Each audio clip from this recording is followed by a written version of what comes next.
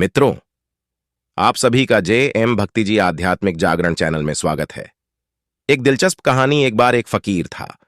वह बीच बाजार में खड़ा रो रहा था। तभी वहां से एक राहगीर गुजरा और उसने उस फकीर को रोने की वजह पूछी। उसने कहा, बाबा, क्या आपको भूख लगी है?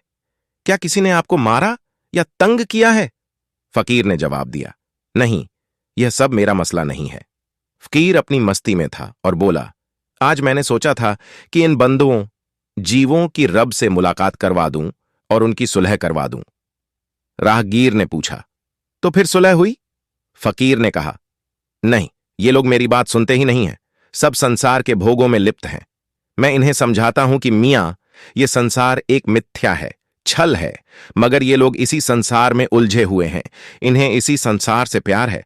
रब तो कहता है कि ले आ, इन सब को मैं एक आंसू में इनके सारे गुनाह माफ कर दूंगा। मगर ये लोग मुझे पागल समझते हैं और मुझ पर पत्थर मारते हैं।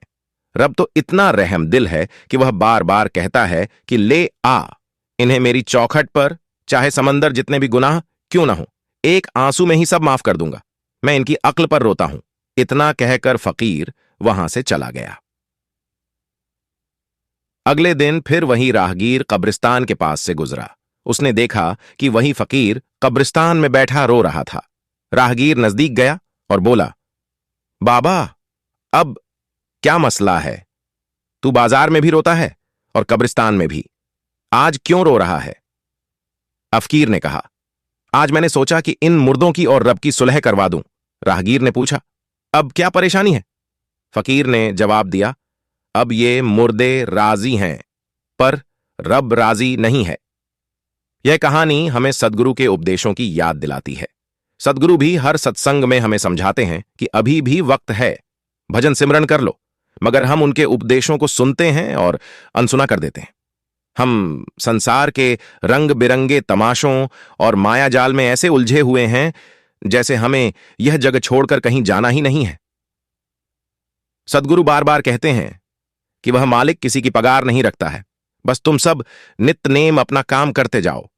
मालिक की दरगाह में तो हर पल रहम और दया की बरसात हो रही है, मगर हम उन रहमतों का आनंद नहीं लेना चाहते हैं। इसीलिए सद्गुरु भी हमारे इस हाल पर दुखी होते हैं। वे हमें मालिक से मिलाने का प्रस्ताव देते हैं, मगर हम कदम आगे नहीं बढ़ाते हैं। जब हमारा अंत समय आता है तो काल हमारे सामने नजर आता है और हमें घसीटते हुए ले जाता है। तब हम पछताते हैं कि काश हमने मालिक का कहा मान लिया होता और भजन सिमरन नित नेम से कर लिया होता। आज हमें काल के हाथों नहीं घसीटना पड़ता, बल्कि मालिक के कोमल हाथों में उठकर उनकी गोद में बैठे होते। अब हमें भी विचार करना चाहिए कि हमें काल के कठोर हाथों द्वारा घसीटना है या सद्गुरु के कोमल हाथों द्वारा उनकी गोद में बैठना है। जय गुरुदेव।